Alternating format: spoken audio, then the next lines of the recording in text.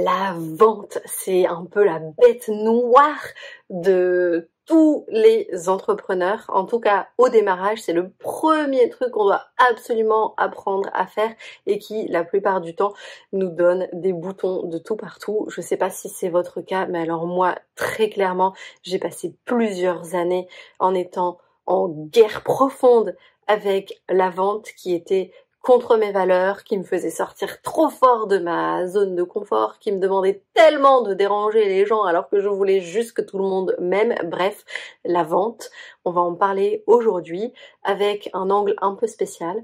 Et si on mettait 3 ou 4 jours pour se réconcilier enfin avec la vente?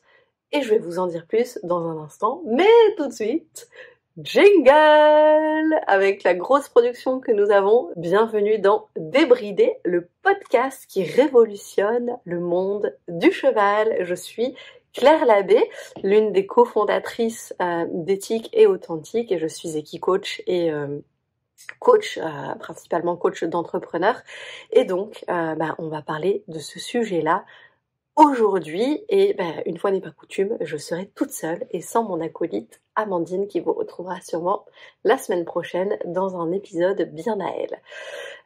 Je vais lire mes notes en même temps, donc si jamais vous me regardez en format vidéo, soyez pas étonnés, de temps en temps mon regard va bifurquer un petit peu sur le côté. Mais avant d'aller plus loin, je voudrais vous informer que tout à la fin, je vais vous en dire plus sur un événement gratuit, une grande fête pour se réconcilier avec la vente qui aura lieu pour les personnes qui écoutent sur le mois de février 2024, du 19 au 23 février 2024. Mais avant ça, on va parler un petit peu de vente.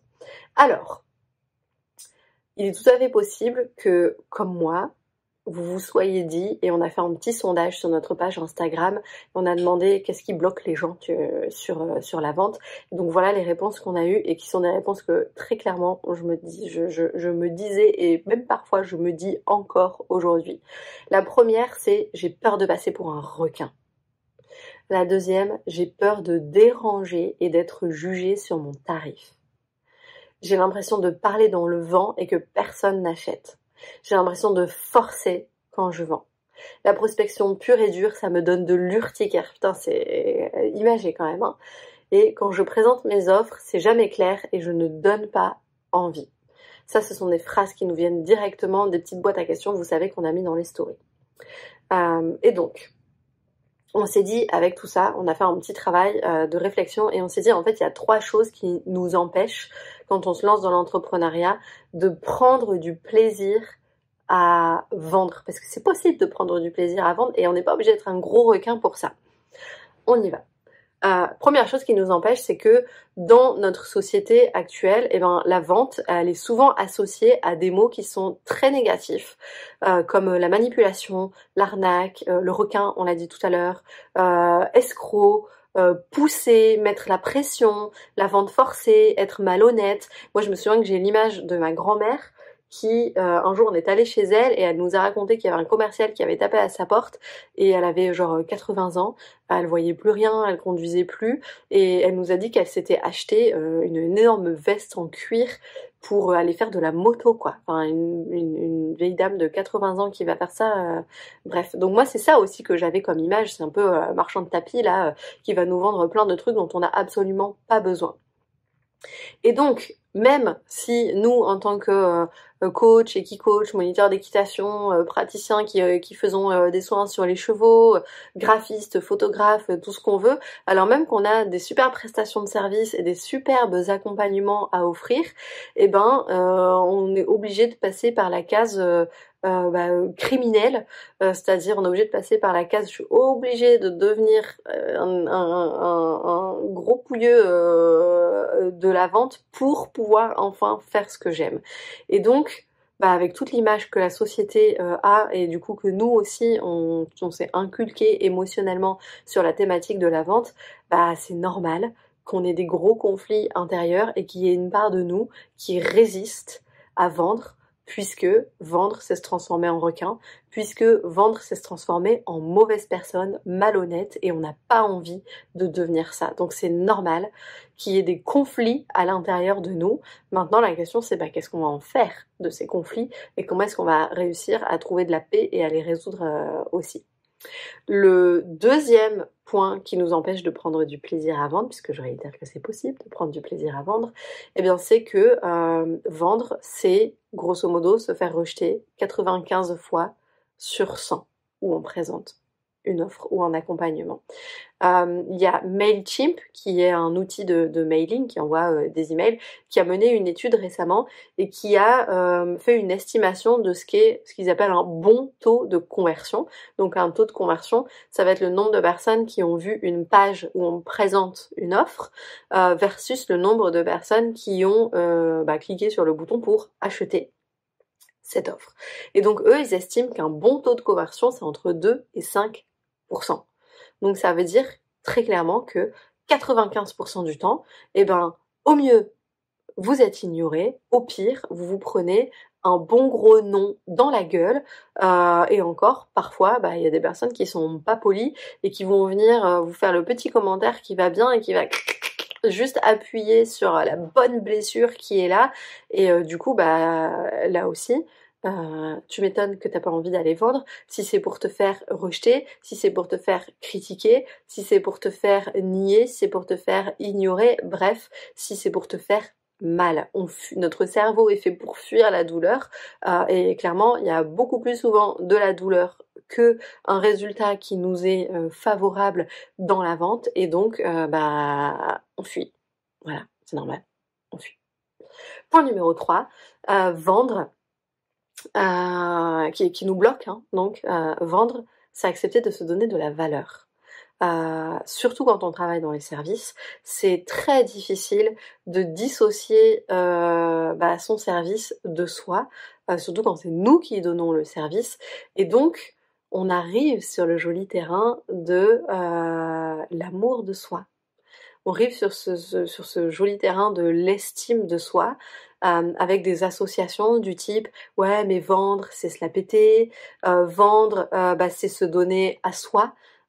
Et du coup, si on se donne à soi et que on ne voit pas la valeur, on se donne à soi de l'argent, du coup, il y a quelqu'un qui nous donne de l'argent en échange d'un service pour lequel nous, on ne voit pas toute la valeur qu'il y a, c'est normal qu'on n'arrive pas à accepter de recevoir l'argent. Logique. Donc ça nous demande aussi de travailler énormément sur qu'est-ce que je suis, à quel point mon réservoir et à quel point ma porte est ouverte au champ de l'abondance, à quel point ma porte est ouverte à recevoir, et à quel point du coup je m'aime pour m'autoriser à accepter de l'aide, du soutien, de l'argent, de l'abondance dans ma vie. Et là aussi, on vit dans une société qui, en tout cas dans la société occidentale francophone dans laquelle on vit, qui est une société assez judéo-chrétienne, dans laquelle on nous apprend le don de soi, on nous apprend l'humilité, et donc on pourrait presque se sentir coupable de trouver que dans nos produits et nos services, il y a de la valeur, et en plus de le communiquer. Voilà, donc ça fait quand même 3 points qui font que franchement, c'est pas étonnant que ce soit challengeant de vendre pour tout à chacun. On n'est pas tous nés commerciaux, et donc ça va nous demander d'aller muscler des choses, d'aller nettoyer en profondeur tout ce rapport qu'on a à l'argent, à la vente, au regard des autres, à soi, à sa capacité à recevoir, à sa capacité à voir le beau en nous. Ça fait un sacré pain sur la planche, comme on dit, mais c'est pour ça que je trouve que l'entrepreneuriat est absolument merveilleux, parce que pour moi, c'est aussi presque juste un prétexte à se développer personnellement et à apprendre à s'aimer tel qu'on est. Et je pense que c'est quand on s'aime vraiment de plus en plus juste comme on est, qu'on peut s'autoriser à expérimenter, à se tromper, à faire des erreurs, et donc accepter aussi des non dans la vente pour pouvoir enfin avoir des oui avec des personnes avec qui ça résonne vraiment. Et vous allez peut-être me dire, mais du coup, c'est quoi le lien avec les chevaux dans l'histoire? Et bien moi, ce qui m'aide à me réconcilier avec la vente, c'est ce que m'inspire les chevaux pour pouvoir vendre en restant vraiment moi et en accord avec mes valeurs et donc en étant plus éthique qu'un requin ou qu'un vendeur de tapis. Et j'entends souvent, je ne sais pas si vous avez déjà entendu, moi j'ai appris des stratégies de marketing et de vente avec ces termes-là. Chasser du client, ça m'allait pas. Et puis après, j'ai aussi appris d'autres termes qui paraissaient un peu plus doux que chasser du client, c'était pêcher du client. Voilà. Donc plutôt que d'aller à la chasse, on va aller pêcher. On reste quand même sur un vocabulaire qui est ultra prédateur. Et donc, moi j'ai envie de dire, c'est pas parce que les autres ils vont à la chasse ou à la pêche aux clients que nous on doit faire pareil. Et donc, on a décidé de créer un challenge pour changer les paradigmes et pour se rendre compte qu'on n'est pas obligé de faire ça, que c'est vraiment beaucoup une question de comment on voit les choses et quelle intention on met, et l'intention qu'on met dans la vente, elle va aussi influer sur les comportements, et parfois ça se joue à pas grand chose en termes de comportement, mais c'est pas grand chose qui font toute la différence. Je vais vous donner un exemple.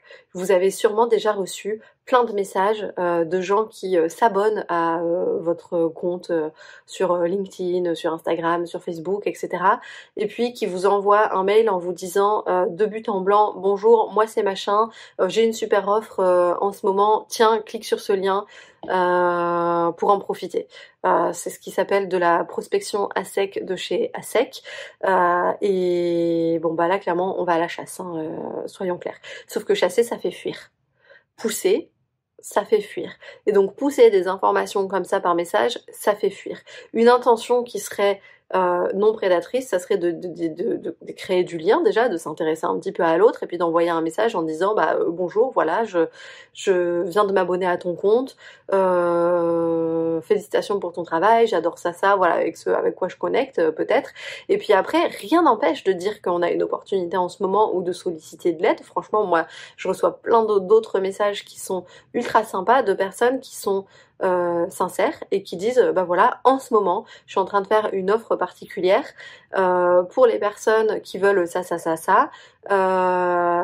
est-ce que ça t'intéresse ou est-ce que tu voudrais bien me filer un petit coup de main pour m'aider à trouver des clients. Et on n'envoie pas le lien tout de suite, on attend d'avoir une réponse, d'avoir un consentement pour savoir si oui ou non on peut aller plus loin dans la conversation. C'est vachement plus éthique, c'est vachement plus agréable à recevoir et on se prend beaucoup moins de noms dans la gueule. Autre exemple que je trouve dingo, et j'en avais fait un post d'ailleurs sur Instagram de toute du fil de conversation que j'avais eu avec la personne qui m'avait écrit. Je me retrouve avec une personne qui m'écrit sur Instagram et qui m'envoie des messages pour me poser plein de questions sur comment ça va dans ton business, c'est quoi les problèmes que tu rencontres, c'est quoi le chiffre d'affaires que tu fais, nanana. Et là j'avais envie de dire mais en fait mec, je te connais pas, donc j'ai absolument pas envie de me livrer à toi alors que je te connais pas. Et puis je savais pas ce qu'il faisait, je savais pas ce qu'il allait me proposer derrière, et donc je me suis sentie vraiment dans une ambiance qui était hyper désagréable, à me dire mais en fait il est en train de me poser des questions parce qu'il a une intention derrière la tête, je suis sûre qu'il a envie de me proposer un coaching flash pour me proposer une offre derrière, ou alors me pousser un coaching business ou je ne sais quoi d'autre derrière. Et en fait, c'est horrible quand une personne arrive avec une intention cachée. Donc, il y a un savoureux mélange entre j'arrive avec une intention qui est très claire, mais en mode brutosaure, v'là vas-y que j'y vais avec mes gros sabots et que je te pousse toutes mes informations. Et puis, quand qui dit je te pousse, la seule réaction qu'on a envie de faire, c'est fuir ou attaquer. Voilà, ou faire le mort, je sais pas. Mais en tout cas, ça donne absolument pas envie d'entrer en relation et d'en savoir plus. Et puis, l'autre cas qui est de j'entre en relation, tout ça, mais en fait, je n'annonce pas la couleur. Je n'annonce pas mon intention et du coup ça nous fait nous sentir tout pas bien, et moi j'ai vraiment la sensation que la personne elle est en train d'essayer de capter qu'est-ce qui va mal chez moi pour pouvoir appuyer sur la douleur, pour pouvoir me manipuler, pour me vendre quelque chose, et ça pour moi c'est pas ok. Donc, on a décidé que il serait quand même grand temps qu'on change les paradigmes et qu'on porte un œil très attentif à comment est-ce qu'on peut vendre de manière éthique et respectueuse et de soi, de ses propres besoins, parce que ça c'est normal, mais aussi des personnes avec qui on travaille et qu'on contacte à l'occasion de prospection, peu importe la forme que prend la prospection. Et donc, ce que m'inspirent les chevaux, c'est notamment tout leur pouvoir non prédateur, parce que vous savez que Éthique et Authentique, c'est basé sur l'enseignement non prédateur des chevaux et qu'est-ce qu'ils peuvent nous apprendre à nous en tant qu'entrepreneurs. Et donc, ce qui m'inspire, c'est quelles sont les stratégies non prédatrices qu'on peut mettre en œuvre pour pouvoir présenter nos offres de façon claire et de façon enthousiasmante parce que on y croit vraiment et qu'on est persuadé que ça peut faire des merveilles, mais sans mentir, sans exagérer, sans manipuler, sans forcer la vente, en laissant le temps aux personnes de prendre connaissance de ce qui se passe, mais sans non plus faire traîner en longueur et ne jamais avoir de réponse de la personne. Donc ça demande de poser déjà un premier cadre qui est de dire ok, comment je vais présenter, ne serait-ce que juste présenter mon offre.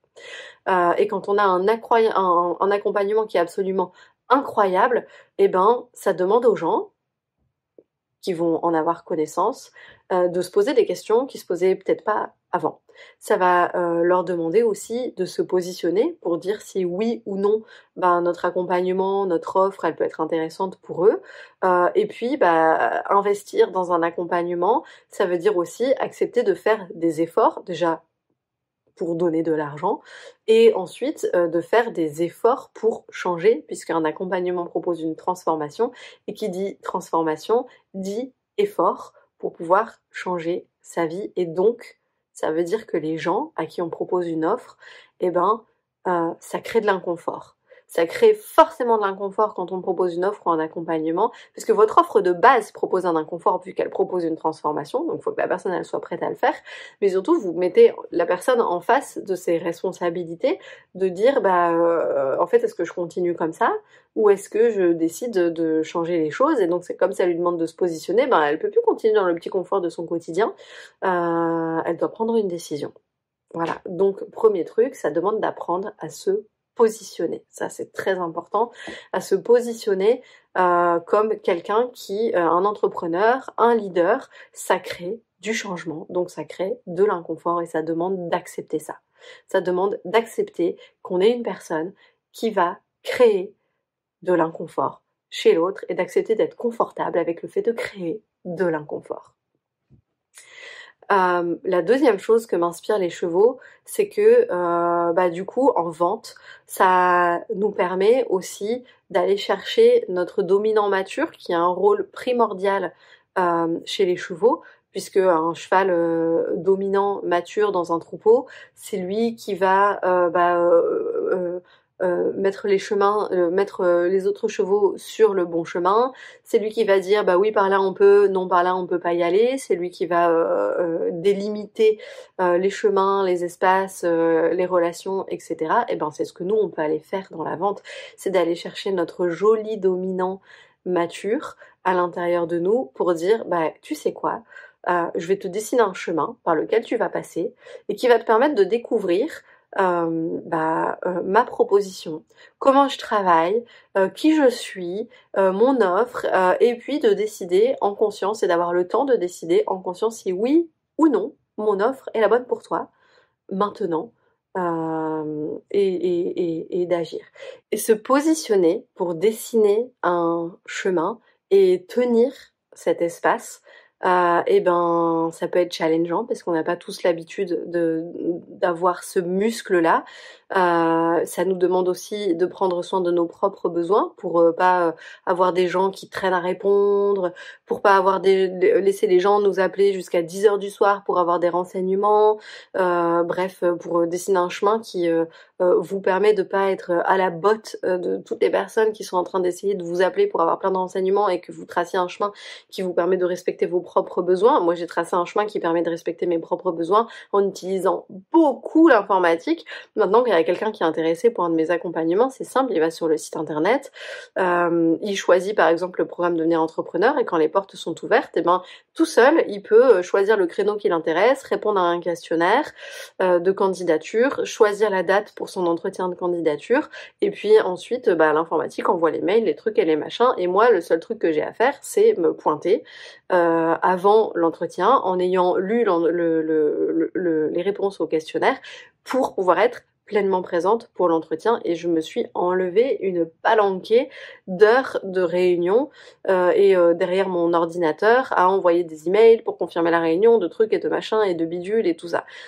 Comme j'ai des enfants qui sont encore assez jeunes, et ben le soir j'ai envie de profiter d'eux donc je ne prends pas de réunion tard le soir en tout cas certainement pas avant qu'ils soient couchés donc grosso modo entre 5h30 et 8h30 je ne suis jamais en réunion parce que je veux être là pour mes enfants en contrepartie ça m'arrive de bosser de temps en temps le samedi matin quand il faut voilà donc l'idée c'est de pouvoir simultanément prendre soin de vos besoins et des besoins des autres en même temps pour pouvoir dessiner ce chemin qui permet à chacun de prendre une décision en conscience.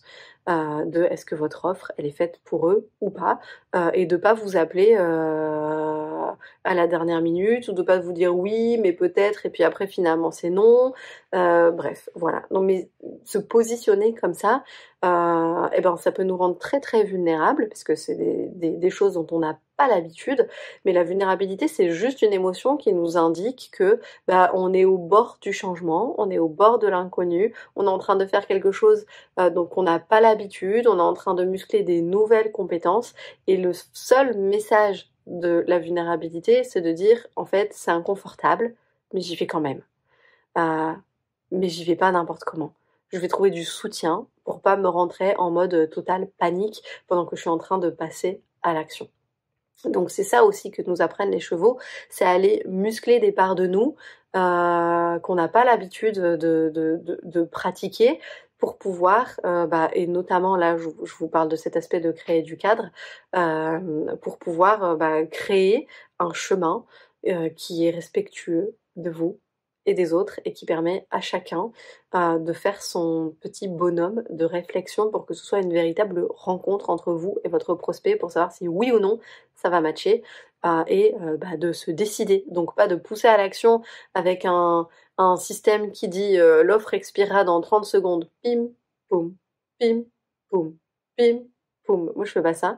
Notamment pour les accompagnements qui ont un fort investissement financier,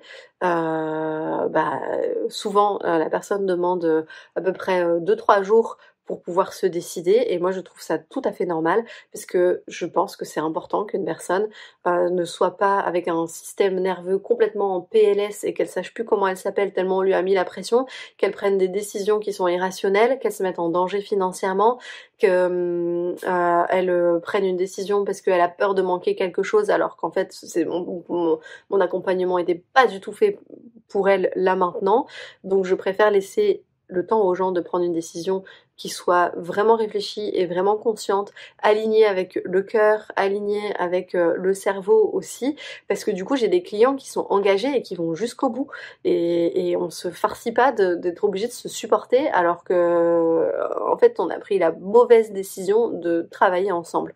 Donc moi j'ai très très très très peu de décrochage dans mes offres et dans mes accompagnements, je pense que j'en ai maximum un par an. Pourquoi ? Parce qu'on s'est choisi en fait, parce qu'on s'est laissé le temps de se choisir.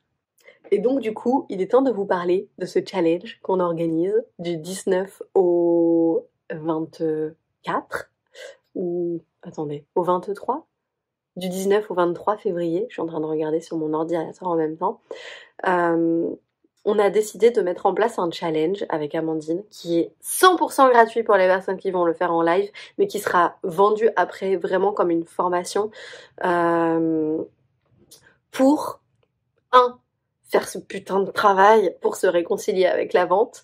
On espère même que les gens commencent à prendre du plaisir à vendre et notre objectif c'est pas de faire du blabla théorique, c'est d'être là à côté de vous pour vous accompagner pendant que vous êtes en train de passer à l'action et que avant la fin du challenge, vous ayez fait au moins une vente. Ça, c'est notre objectif ultime. Si chaque personne qui a fait consciencieusement le challenge fait au moins une vente, franchement, on a gagné. On a gagné notre semaine. Donc le challenge, voilà comment on l'a monté. On s'est dit, ça peut être l'occasion pour plein d'entrepreneurs aussi de créer du lien, de s'entraider, etc., etc. Et donc il va démarrer le lundi soir avec, donc le lundi 19 au soir, avec un live où on va se reconnecter à pourquoi on est entrepreneur en fait. Pourquoi on a décidé qu'on avait envie de gagner de l'argent en faisant ce qu'on aime, et on va vraiment venir déjà recabler tout ça et on va parler un peu de la logistique et tout ça du challenge également. Et ensuite, les 3 jours suivants, du coup le mardi, le mercredi, le jeudi, on va mettre à disposition sur une plateforme communautaire 3 éléments. Le premier élément pour chaque jour, c'est à 5h du matin, on va venir déposer une courte vidéo qui dit voilà, le challenge du jour, c'est ça. La vidéo, elle va faire à peu près 20 minutes grand maximum. Donc elle explique l'action à mener pour la journée. Ensuite, on va donner un petit cahier d'exercice pour que chaque personne puisse adapter la stratégie qu'on propose à elle-même. Et puis, on va déposer aussi un audio qu'aura fait, elle est en train de les finir, là, Amandine, un audio d'Amandine pour vraiment nous débloquer en termes d'état d'esprit et nous dire que en fait c'est pas une grande montagne à franchir, là on est juste en train de faire un petit pas à la fois et donc c'est un audio vraiment qui va nous aider à passer à l'action. Donc on va déposer ça tous les jours. Le premier jour, donc ce sera le mardi matin, et on va se poser la question, ok, qu'est-ce que j'ai à vendre, même si vous partez de zéro, même si vous avez encore aucune offre de construite ou quoi, qu'est-ce que j'ai sous la main et que je vais pouvoir packager pour créer une petite offre facile à vendre là pour l'occasion du challenge. Et donc après, on va regarder comment est-ce que vous pouvez présenter cette offre et à qui elle est destinée. Voilà, c'est tout. On fait juste ça, cette première étape. Et comme on n'a vraiment pas envie de laisser les gens baisser les bras, Amandine et moi, on va être en live tous les midis pour répondre aux questions, aider à débloquer, coacher, etc. pour être sûr que chaque personne, elle puisse vraiment avoir une réponse et avancer. Et avoir le résultat d'avoir fait sa vente et d'avoir débloqué surtout et de s'être réconcilié avec la vente. Ensuite, deuxième jour, pareil, une vidéo, un audio pour vraiment vous aider à vous mettre dans le mood de vas-y j'y vais, et puis un petit cahier d'exercice très rapide pour vous dire ok tchac, c'est ça qu'il faut que je fasse. Et là ce qu'on va faire c'est qu'on va dessiner le chemin de vente. Tout simplement, on va juste dessiner le chemin de vente et on va lister les personnes qu'on connaît autour de nous qui pourraient être intéressées par cet accompagnement ou qui connaissent quelqu'un qui pourrait être intéressé par cet accompagnement qu'on a choisi la veille. C'est tout. Voilà. Nous, ce qu'on a décidé, c'est qu'en moins d'1 heure par jour, vous pouvez avoir fait ces actions. Juste moins d'1 heure par jour. Et franchement, moins d'1 heure par jour pour faire sa vente à la fin et avoir appris plein de choses sur la façon de vendre de façon éthique et avoir en plus amélioré son rapport à la vente pour gratuit, soyons clairs, on ne pouvait pas faire mieux. Et le 3e jour, on va passer à l'action. On va passer à l'action, on va prendre son téléphone, on va prendre son email, on va envoyer les petits messages qu'on a prévu d'envoyer, bref, on va appliquer le chemin de vente qu'on a dessiné. Et puis c'est parti mon kiki. Ça va être un challenge aussi cette partie-là. Et donc c'est pour ça qu'on s'est dit que peut-être qu'arrivé au vendredi midi, tout le monde n'aura pas encore fait sa vente parce qu'il faudra peut-être relancer un peu, laisser un temps de réflexion aux personnes à qui on l'a proposé, etc. Du coup on s'est dit qu'on allait certainement pas se dire ah vas-y c'est le week-end, c'est bon j'ai fait mon challenge et j'ai pas réussi et tant pis. Non, c'est mal nous connaître. On a décidé qu'on allait laisser encore le temps du week-end aux personnes qui en ont besoin pour se retrouver le dimanche soir et vraiment là faire une bête de cérémonie de clôture de cette semaine. On va fêter les victoires, on va tirer les leçons de ce qui s'est passé.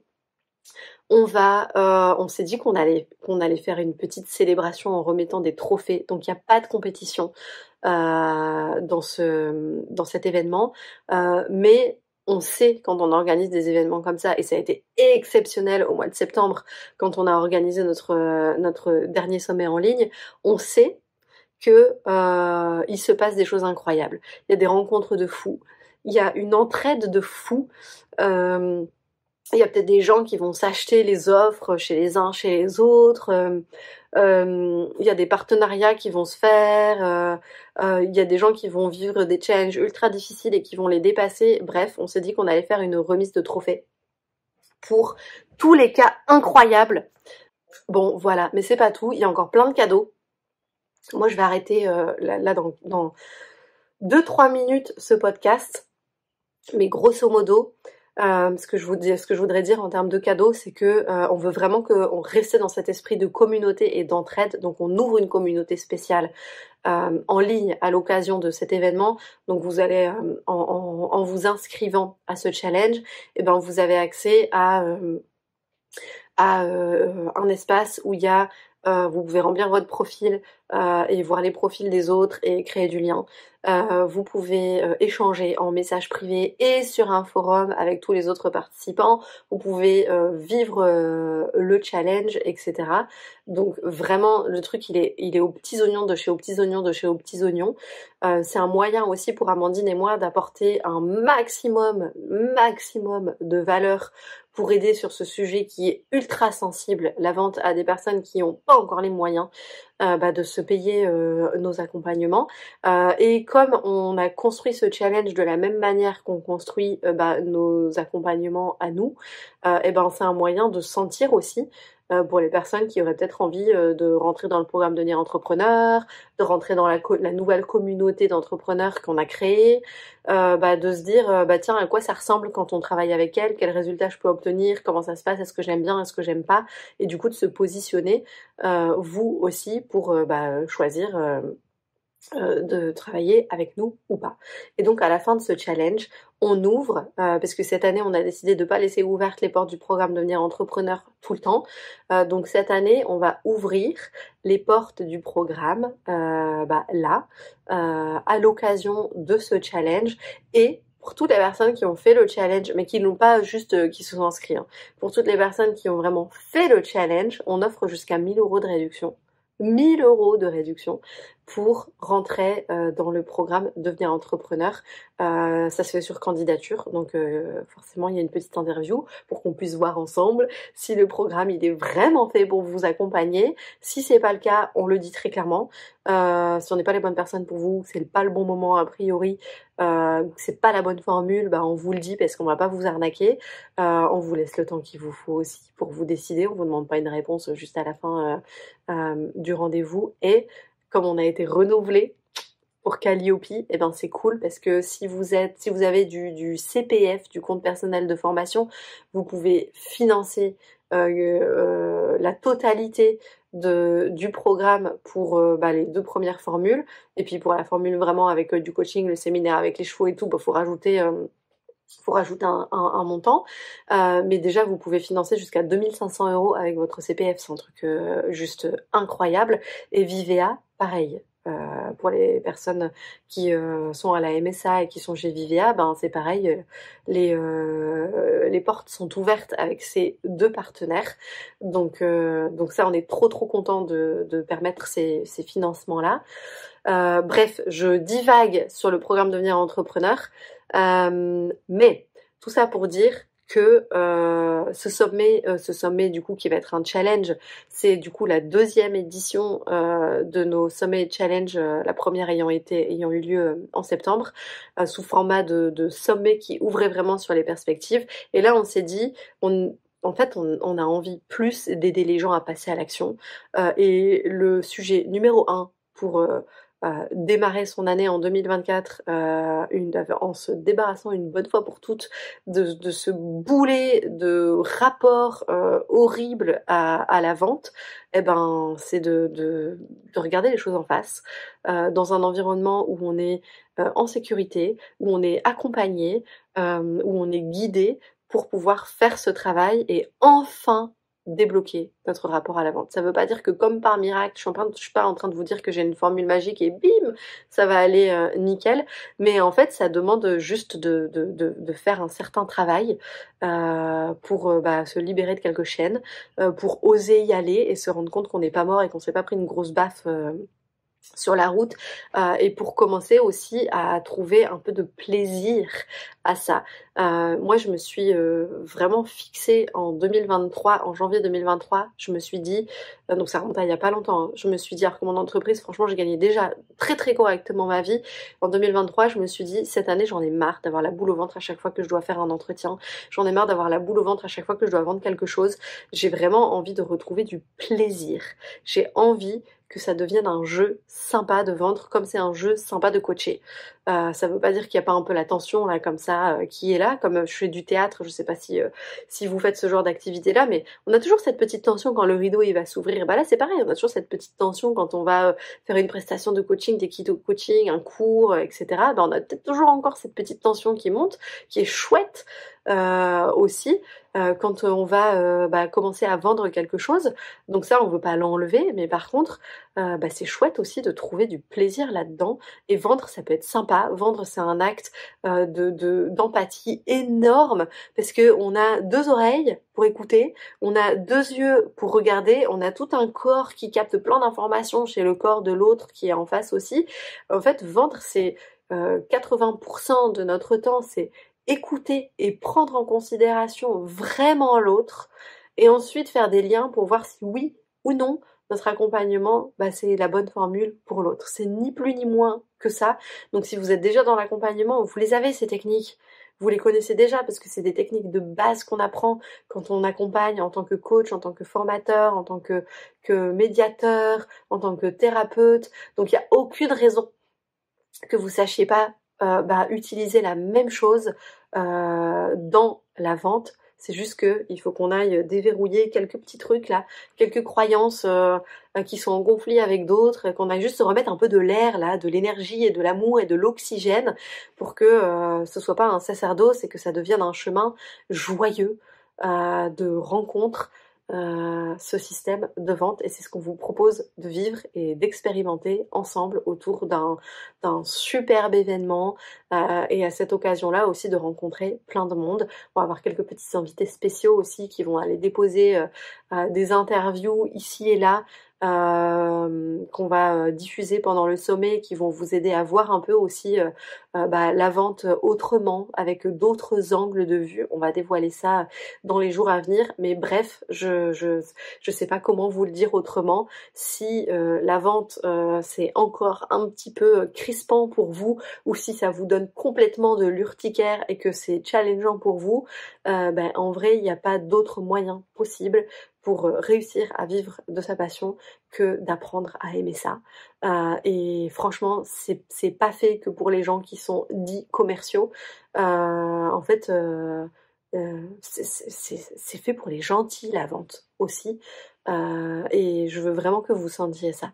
Donc voilà, le lien d'inscription, il est partout sur notre site internet, sur nos réseaux sociaux. On va le mettre en dessous du podcast ici. Il vous suffit d'aller sur éthique et authentique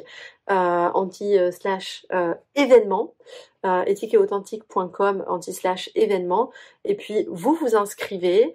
On est sur une plateforme vraiment sécurisée, donc ça va vous demander peut-être 2-3 minutes d'être sûr que vous êtes bien inscrit à la plateforme, et puis ensuite laissez-vous guider, profitez du chemin, 1 heure par jour à travailler du 19 au 23 à travailler en étant accompagné gratuitement.